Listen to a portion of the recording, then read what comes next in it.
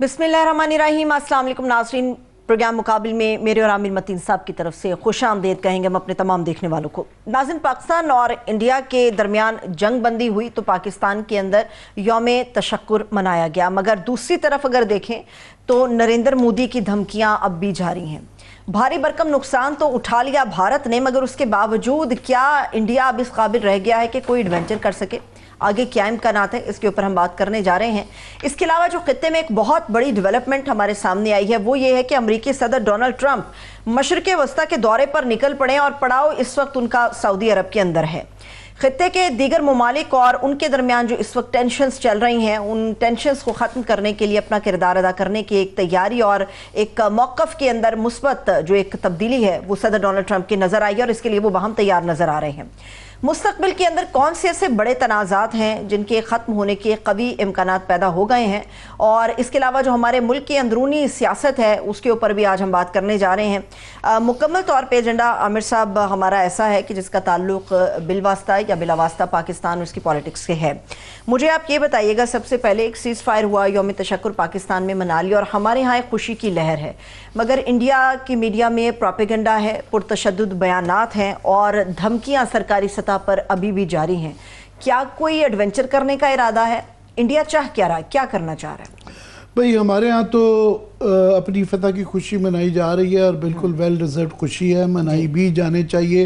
ये छोटी बात नहीं थी कि पाकिस्तान भारत जो उससे 7 गुना जो है पॉपुलेशन में बड़ा है, 10 गुना जो है वो इकोनॉमिक माइट में बड़ा है, एयरफोर्स में, आर्मी में, हर चीज़ में हमने उसको जिस तरीके से चित किया है एक इबरतनाक शिकस्त हुई है, मगर वो इनकारी हैं।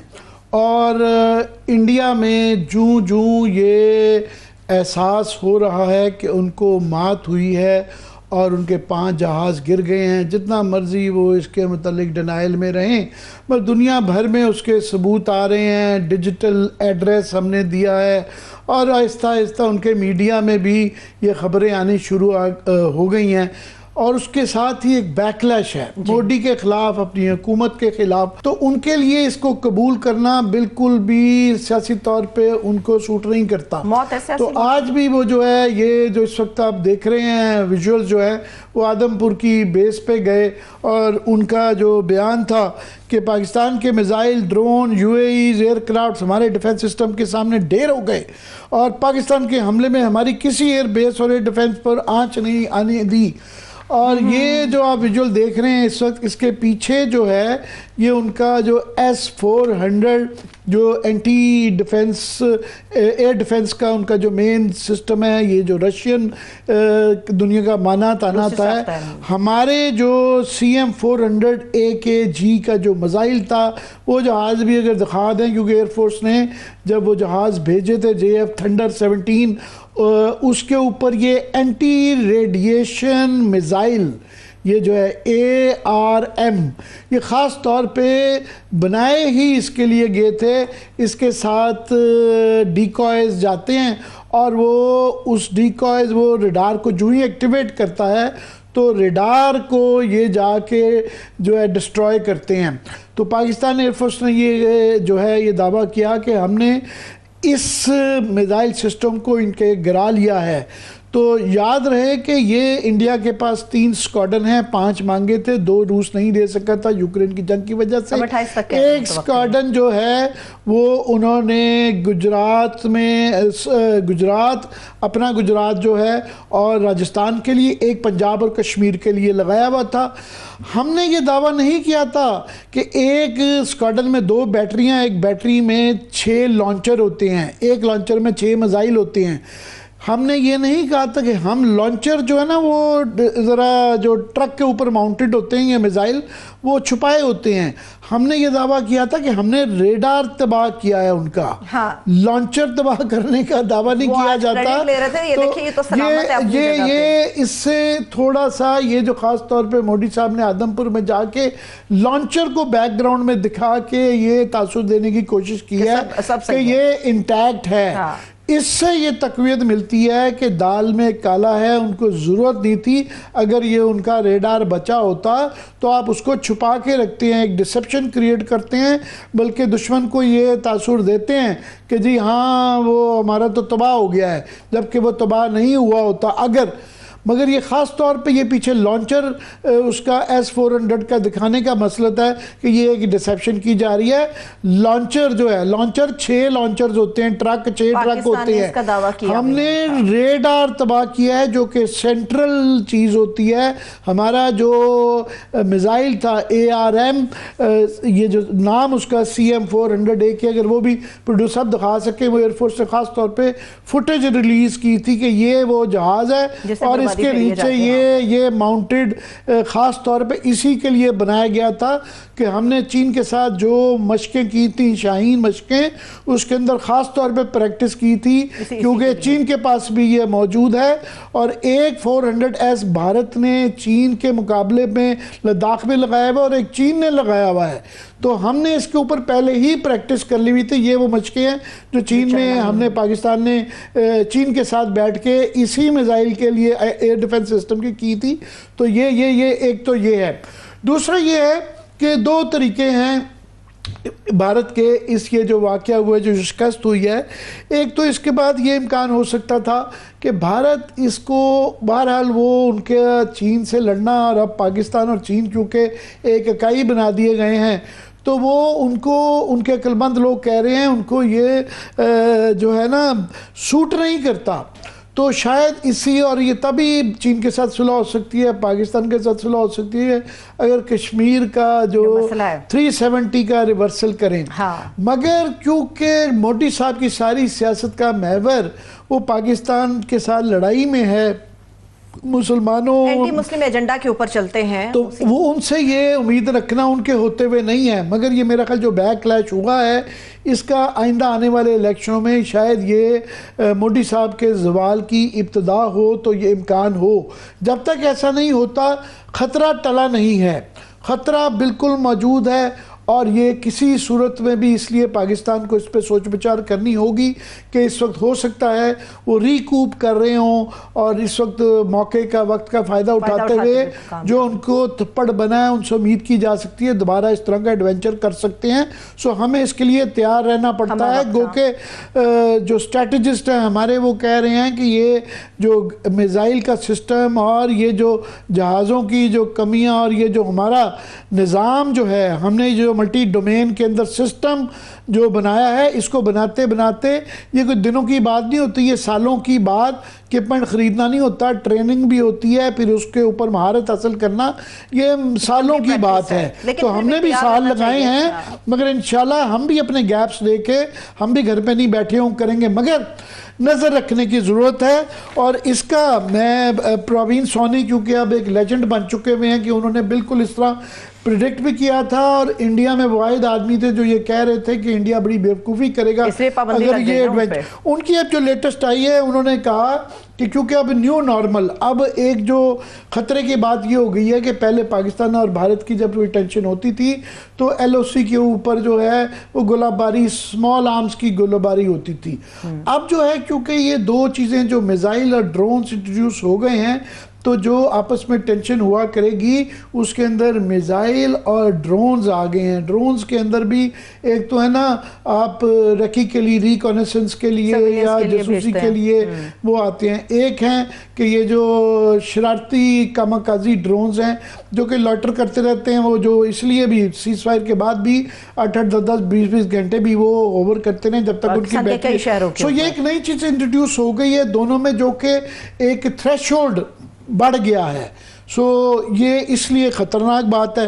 दूसरा, उन्होंने क्लियरली दोबारा रीट्रेट किया है कि पाकिस्तान और भारत के अंदर फ़र्क। उन्होंने कहा जी पाकिस्तान का जो मल्टी मेन ऑपरेशन है कि हम सैटेलाइट, हमारे एयरवर्क्स, ग्राउंड और जो जहाज़ों के दरमियान सिंक था, 2 वे सिंक, ये जो निज़ाम पाकिस्तान ने बनाया हुआ था, उन्होंने, पाकिस्तान ने अपने हार्डवेयर और सॉफ्टवेयर और ये जो किल चेन किल चेन जो अपनी बना ली थी लिथल थी, और अपने जहाज़ों का JF-10 और PL-15 की धाक ना सिर्फ खित्ते में, दुनिया भर में नजर भी आई है अब वो। नज़र भी आई है। दुनिया भर में जो खित्ते की ख़ास तौर पे मिडल ईस्ट में और यहाँ बांग्लादेश और म्यांमार, ये इसकी मांग बढ़ गई है और उसको देखा जा रहा है फ्यूचर में लोग इसको करेंगे। एक दूसरा उन्होंने कहा है कि जनाब पाकिस्तान ने यह भी इस्टेब्लिश कर दिया है कि एयरफोर्स एक सपोर्टिव मल्टी जो है ना फोर्स मल्टीप्लायर नहीं रह गई, कि ग्राउंड फोर्सेस,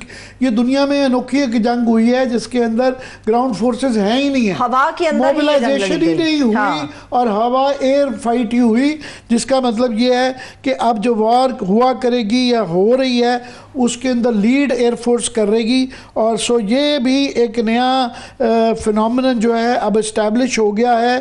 और क्योंकि पाकिस्तान की और प्लाफ PLA की जो एयरफोर्स है चीन की और PAF के अंदर एक सिनर्जी है, सो आइंदा ये बड़ा एक लीथल कॉम्बिनेशन है। सही है। तो बुनियादी बात ये है कि हमें जो है इसके लिए तैयार रहना चाहिए। अब अगर आप इजाज़त दें तो हमारे मेहमान भी साथ हैं, उनको भी शामिल गुफ्तगू करते हैं। माहिर कानून बैरिस्टर एतजाज़ एहसन साहब हमारे साथ मौजूद हैं। सर, बेहद शुक्रिया आपके कीमती वक्त के लिए। जी चौधरी साहब, बहुत शुक्रिया आपके वक्त देने का। पहले तो आई एम श्योर आप भी हर पाकिस्तानी की तरह ये पूरा एक हफ्ता 6 तारीख से लेके ये जो जंग रही, आपने भी जो है कतर की, कारगिल की, ये सारी ये क्राइसिस देखे हैं। तो वक्ती तौर पे तो हमें जीत हो गई है, मगर जो बयाना जिस तरह के मोदी साहब के आ रहे हैं अभी शायद टला ना हो। पहले तो ये जो कुछ हुआ इसको आप कैसे देखते हैं? सारी कौम को मुबारकबाद है इसकी, और ये बहुत अहम है। ये देर पा इसका असर देर पा होगा। ये नहीं हो सकता कि अब मोदी ये फैसला करे 15-20 दिन बाद कि फिर कोई हमला करके और कोई पुलवामा या ये पहलगाम बना के और हमने फॉल्स स्टाफ करके एक ऑपरेशन और पाकिस्तान पे चढ़ दौड़ना है, ये उसके लिए अब मुमकिन नहीं है। हाँ, वो बहुत मुस्तरब आदमी है, मुस्तरब है, वो बेचैन है, उसकी अना बहुत बड़ी है, बहुत ज़्यादा है। और हमारी जानिब अगर कलेक्टिवली सबकी सोच दिखी जाए कि कितनी अना हो सकती है कि हमने एक मार्का मारा है, जीते हैं और हैंड्स डाउन जीते हैं, दुनिया सारी ने तस्लीम किया है, और जीते भी ऐसे हैं कि इट इज़ एटलीस्ट 6 against 1, 0, हमारा कोई जहाज़ नहीं इसमें काम आया और हमने उनकी विकटों पे विकटें उड़ा दी।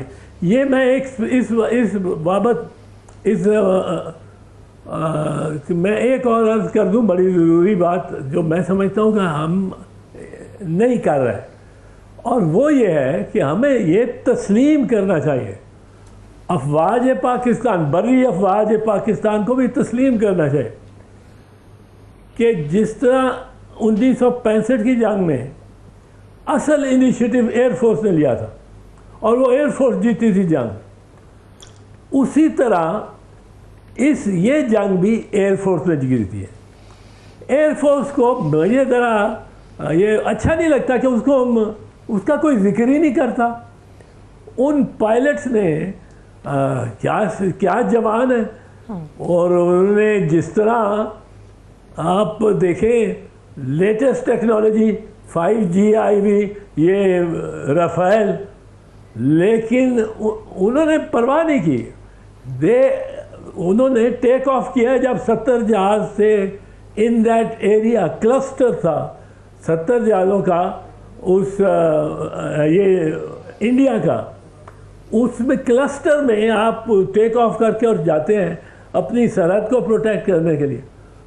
और फिर ये एक तीसरी चीज़ है, वो तीसरी चीज़ ये है कि चीन, तो चीज़ें उभर के आती हैं इस मार्के से, वो उसमें चीन, एक तो एयरफोर्स, दूसरा ये जो एक टेक्नोलॉजी है, तीसरा चीन। चीन ने बड़ा साथ दिया हमारा, और उसके हमें ममनून रहना चाहिए। चीन ने जो टेक्नोलॉजी हमें दे दी, उसके बायस कोई ग्राउंड से कोऑर्डिनेट ना भी हो, वो एक क्लस्टर बना के वो सारे आपने जिस जहाज़ को मार्क कर लिया है, उसके इर्द गिर्द आपने कोई जो मक्खियों का छत्ता है वो डाल दिया। अब वो निकलेगा, वो निकले, और उसका सिग्नल आपने जैम कर दिए। अब उसके सिग्नल भी जैम है। वो ये इन्होंने इनके जब रफ़ेल के सिग्नल जैम हुए सबके, वो अपना निकल गया। उन्होंने कहा अब हम तो, उनको तो रास्ता ही नहीं नज़र आ सकता था, अंधेरी रात थी, और उसमें जहाज़ किधर जाएगा, स्वाय नीचे, क्योंकि उसको कोई गाइडेंस नहीं मिल रही थी। और वो 3 जहाज़ तो इस तरह गिरे हैं। एक तो लगा है वो मिज़ाइल आपका जो PL-30 है कि क्या, वो एक सरप्राइज़ थी दुनिया के लिए। और दुनिया को इतनी सरप्राइज़ मिली है आर्मामेंट से मुतल्लिक कि मैं समझता हूँ कि चीन की जो बिक्री है उसकी,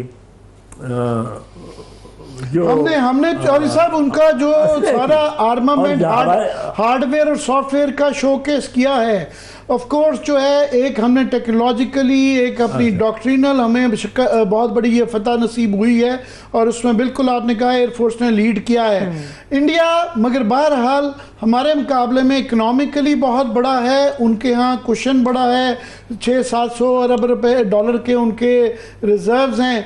पॉलिटिकली हम उनके मुकाबले में वल्नरेबल हैं, जिसकी वजह से उनका ख्याल है कि लॉन्ग टर्म के अंदर इन वॉर ऑफ एट्रिशन, शायद पता नहीं, अभी तो एट्रिशन वाली वॉर का कॉन्सेप्ट ख़त्म हो गया है, मगर हमें, क्योंकि वो बाज नहीं, मोदी साहब आएंगे उनका माजी देखते हुए, तो हमें इसको फ्यूचर के थ्रेट्स को काउंटर करने के लिए क्या करने की ज़रूरत है, अपने पॉलिटिकल फ्रंट पे, अंदरूनी फ्रंट पे, इकोनॉमिक फ्रंट पे? हमें ज़रूरत ये है कि हम इसको अब आइंदा जो सफ़र है आगे, उसको 1-2 मामलात तो बड़े क्लियर हैं कि उसमें तो हमने अग्रेसिव होना है, हमने एग्रेशन करनी है। अगर वो पानी रोकता है मोदी,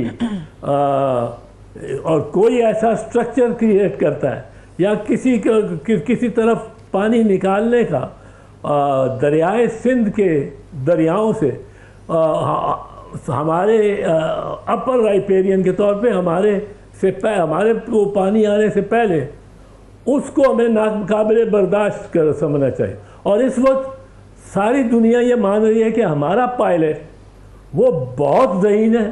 इतनी जल्दी उन्होंने ये नई टेक्नोलॉजी को असिमिलेट भी किया है, इस्तेमाल भी किया है, और दुश्मन को नुकसान भी पहुंचाया। और ये बहुत बड़ी बात है। ये 2-3 महीने में तो ये हुआ है, ये टेक्नोलॉजी ट्रांसफ़र। और ये इंडिया को हमें ये बिल्कुल वादे करना चाहिए सारी दुनिया को कि पानी हमारा अगर उसके खिलाड़ किया तो जो स्ट्रक्चर बना होगा उसको रोकने के लिए उस स्ट्रक्चर को हम उड़ा देंगे। And we have now the capability of the Chinese ने, ये जो आप देखें, ये बुनियादी तौर पे JF थंडर जो है, ये तो खाड़िया में बन रहा है, और वो भी पाकिस्तान के जो असेंबल्ड और जहाज़ थे वो भी इसमें चले हैं। जब तो इसमें हमें एक क्लियर एज मिल गई है।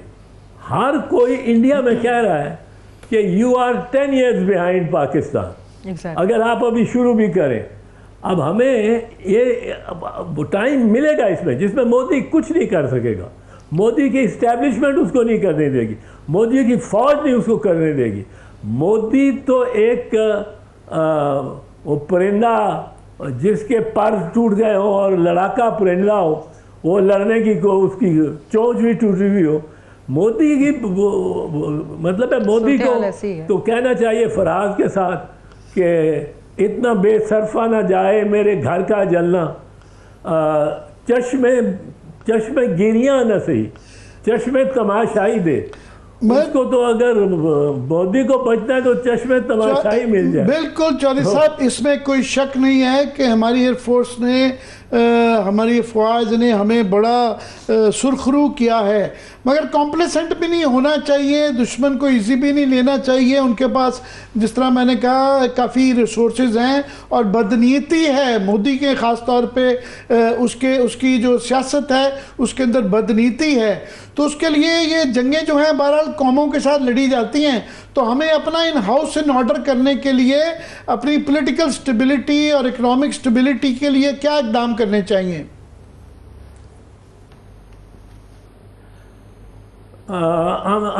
इसमें मैं आपको एक चीज़ बताऊं, वो ये है कि पाकिस्तान बड़े नाजुक बोर्ड पे ही होता है हर वक्त वैसे, लेकिन बड़ी नाजुक सूरत हाल में भी है। ये इस एयरफोर्स ने 1965 की जंग में एक प्रिएम्प्टिव बना करके 111 जहाज लैंड पे, ज़मीन पे इंडिया के तबाह कर दिए थे, और विदाउट एयर कवर तो टैंक्स की बैटल भी वो कुछ नहीं कर सकते थे। बहुत बड़ी टैंक्स की बैटल हुई, बट उनके पास जहाज ही नहीं थे रहे। इस दफ़ा हमारी एयरफोर्स ने हमारी बड़ी फौजों को फिर बहुत कवर दिया है, बहुत कवर दिया। वो तो अगर उनको ये आज़ादी हो जाती कि वो हमारे बड़ी हमारे from air to land missile मारने की आज़ादी हो जाती, तो वो तो सारे हर चीज़ को डिस्ट्रॉय कर रहा होता मोदी। फिराक दिलाना जेस्चर्स को ज़रा डिफाइन करें, क्या जेस्चर्स होने चाहिए? देखें, ये एक तो बड़ा क्लियर है, ये ऑल पार्टीज कॉन्फ्रेंस बुलाएं और उसमें स्पेशली पैरोल पे इमरान खान को लेके आए। पैरोल पे for an all parties conference, it will not be complete without Imran Khan being there, and he needs an all parties conference, a genuine। वहाँ वो बेशक फायदा कर लें, वो फैसला कर लें कि ये इनका पैरोल पे ही रहेंगे।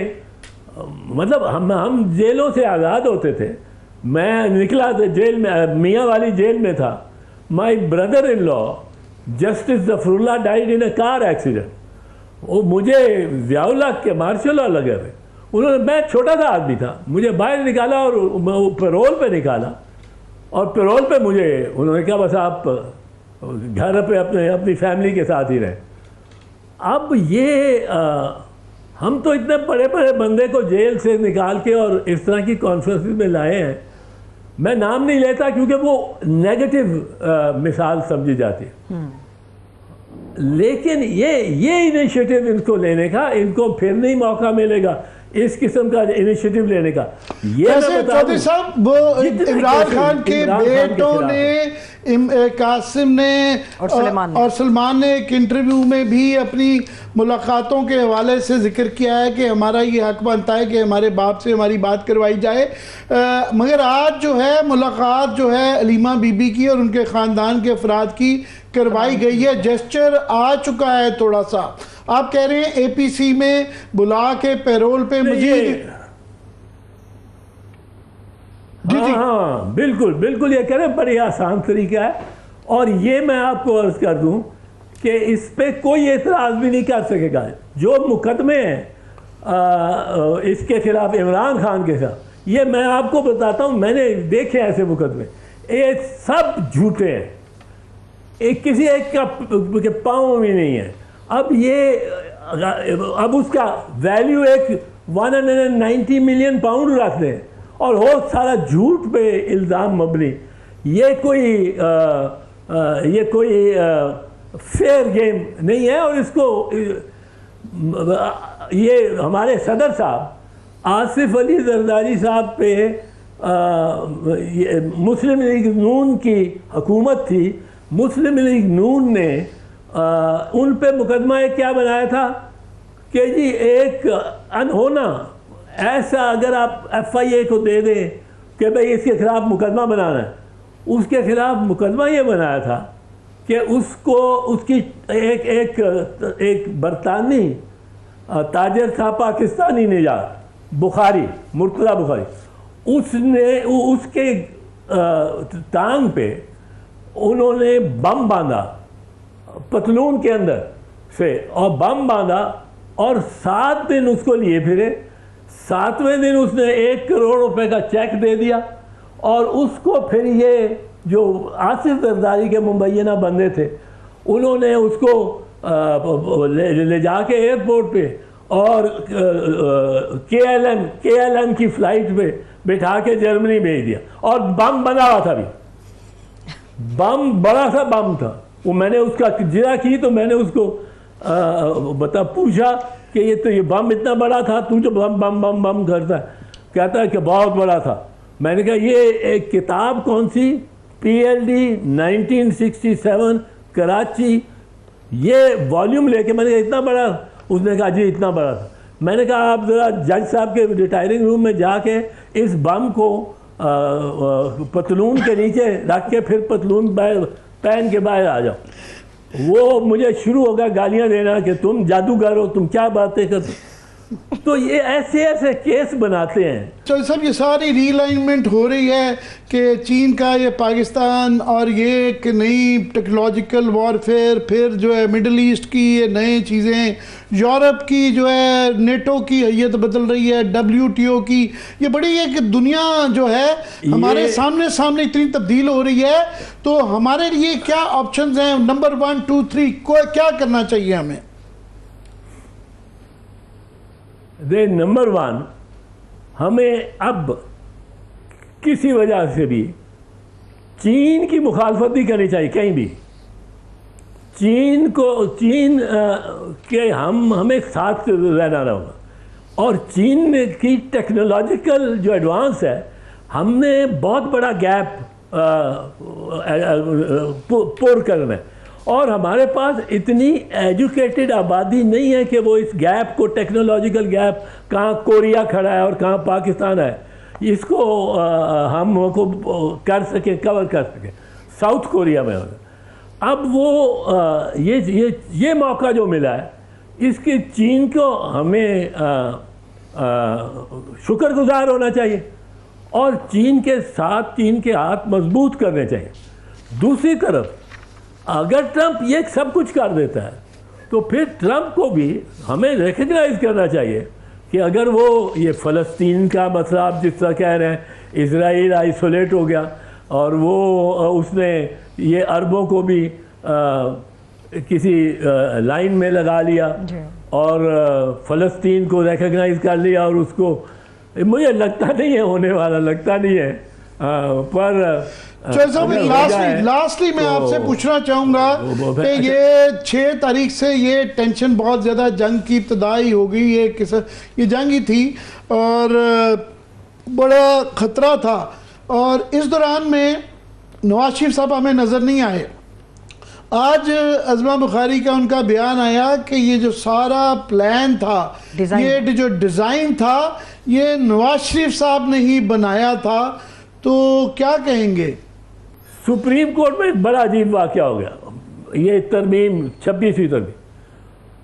हमने जब वकालत शुरू की तो एक होता था सिविल जज 3rd क्लास, एक से होता था सिविल जज 2nd क्लास, एक होता था सिविल जज 1st क्लास। उनके तख्तियों पे, बोर्ड पे लिखे होते। अच्छा। और मैं पेश होता रहा, सिविल जज 2nd क्लास के भी और 3rd क्लास के भी दावे शावे होते थे, और कहीं नहीं था।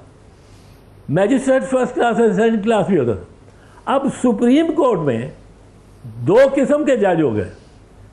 एक तो सुप्रीम कोर्ट है जो हर मामले पे अपने इख्तियारात इस्तेमाल कर सकता, वो तो सुप्रीम कोर्ट जज 1st क्लास है। एक दूसरा जज है जो कॉन्स्टिट्यूशन और आइन से मुतल्लिक केस को हाथ ही नहीं लगा सकता, और वो असल में सुप्रीम कोर्ट जज 2nd क्लास है। मैं समझता हूँ कि मैंने इनको इनकरेज किया था जजेस को कि आपने वहीं रहना है। वे इस्तीफे देने जाते थे कई, इनमें से 2-3, मुझे मशवरा किया, मैंने कहा नहीं तो आप वहीं रहो, वहीं आपने लड़ना है। लेकिन अब मैं इनको कहूँगा, अब उस गली में बैठे रहने की कोई जवाब नहीं। आप सुप्रीम कोर्ट जज 2nd क्लास, ये तो आईन ही नहीं इजाज़त देता। आईन ने कहा है कि एक सुप्रीम कोर्ट के जज की दूसरे सुप्रीम कोर्ट के जज से ये कम हो गए इख्तियारात। ये तो इस तरमीम में आया। इस तरमीम को चैलेंज करेंगे तो वही सुनने वाले वही होंगे जो सुप्रीम को SCJ 1st क्लास होगा, वही सुनेंगे। आइन का मसला है। तो जो SCJ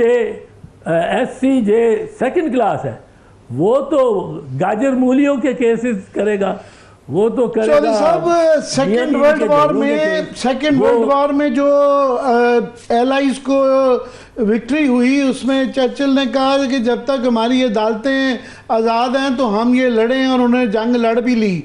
तो ये अभी क्योंकि ख़तरा टला नहीं, और दुनिया भर में जिस तरह खित्ते पे और आलमी सतह पे इतनी ज़्यादा बड़ी तब्दीलियाँ हो रही हैं, और भारत के मुकाबले में भी हमें तैयार रहने की ज़रूरत है। मगर इस दौरान में जबकि आप और हम सारी तवज्जो जो है जंग की तरफ थी, तो चुप करके वो मिलिट्री कोर्ट्स का फैसला भी आ गया, और अब मखसूस कोर्ट का भी नज़र आ रहा है कि किस तरफ जा रहा है। तो ये अदालतें आज़ाद जो हैं हमारी कब होंगी? नहीं, अदालतें नहीं आज़ाद होंगी, इनके जहन ही आज़ाद नहीं होते। मुझे ये आज़ादी अपने जहन में और अपने इसमें आती है। अच्छा आती वो वसी शाह का शेर है ना, जो ये निगरान वजीर आला भी रहे, वजीर भी रहे पंजाब के, उनका शेर है, जबर का मौसम कब बदलेगा। इसमें मैंने एक तरमीम की हुई है बाय द वे, वो भी सुनाऊंगा। जबर का मौसम कब बदलेगा, हम बदलेंगे तब बदलेगा, हम बदलेंगे तो। अब मैंने इसमें तरमीम क्या किया, जबर का मौसम कब बदलेगा, मैं बदलूंगा तब बदलेगा। एग्जैक्टली बिल्कुल। अब हम यहाँ सभी मुन्नू भाई की भी चौधरी साहब वही है ना, की होया कुछ नहीं होया, की होना है कुछ नहीं होना, की हो सकता है कुछ ना कुछ तो होंदा रहंदा है, होंदा नहीं करना पैंदा है, इसके सुंदर करना पैंदा है, जीवन नहीं मरना पैंदा है, सो वो करना पड़ता है। बहुत बहुत शुक्रिया मरना पैंदा। जी चौधरी साहब, बहुत बहुत शुक्रिया आपकी, हमेशा it's educative experience to talk to you. बहुत बहुत शुक्रिया। Thank you so much. Aitzaz Ahsan sahab मौजूद थे, आमिर साहब, देखने वालों का भी शुक्रिया। इसके साथ ही मुझे इजाज़त दीजिए, अपना बहुत सा ख्याल रखिए, खुदा हाफिज़।